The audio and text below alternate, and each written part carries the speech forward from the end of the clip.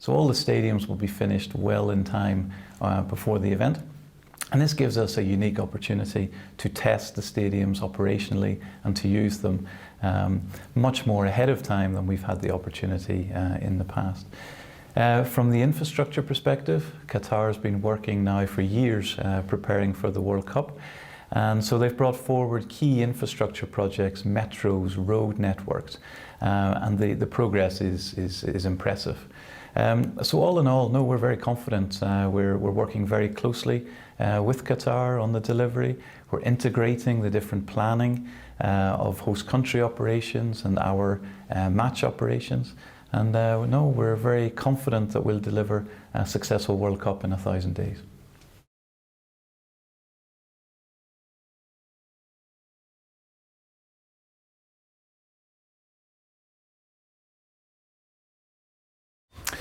As we move closer and we count down towards the tournament, planning becomes more operational. So we're moving from working with maps and plans to working with physical infrastructure. The joint venture team that we have in Qatar is increasing in size, and they are able then to work across all these different operational areas. The teams are becoming more active as well. The teams who are obviously hoping to qualify, many have already visited Qatar and looked at the different facilities that they have in terms of team hotels, base camps. We've published the first round of team base camps, and we'll continue to update that over the year ahead. And very importantly, we're bringing our stakeholders closer to Qatar as well, and sharing with them the operational planning and bringing them closer to how to improve their planning as well. So commercial affiliates, we had the workshop last year, the end of last year, with all our sponsors and partners. And there was a broadcaster, the first broadcaster workshop earlier this year. So again, this allows us to learn from our key stakeholders. What do they need? What makes a successful tournament for them? And that then helps us, together with the joint venture in Qatar, deliver according to their expectations.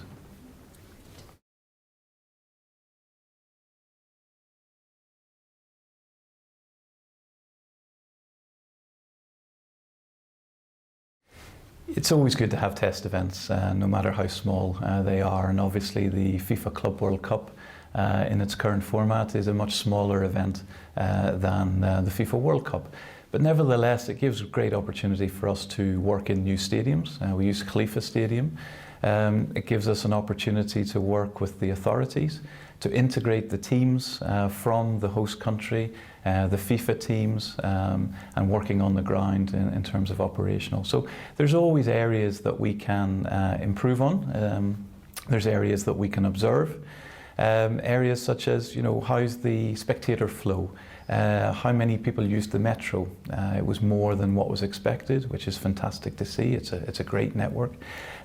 So we were able to observe these areas. Security checks. Can we improve the flows? Can we improve the speed of these checks? How do people move in and around the venue?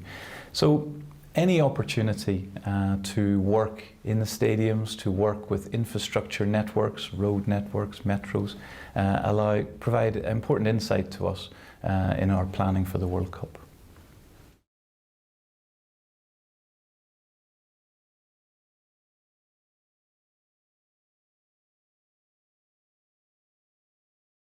Those of you who know the Middle East, it's an exciting mix and blend of modern, contemporary, but also the traditions and history. And Qatar is no exception to that. It's a very exciting melting pot of different nationalities. So fans are going to have a unique event experience. I mean, the compact nature, having all the stadiums so close together, fans can visit multiple matches and many more matches than they would under a traditional World Cup. So I think it's the blend of hospitality that they will receive as soon as they set foot in the country, the compact nature allowing them to see multiple matches, and also the cultural activities that will go on around the World Cup, from concerts, fan fests, visiting museums, the dunes, the desert. There's a rich fabric of activities for people to explore and discover if they're not already familiar with it.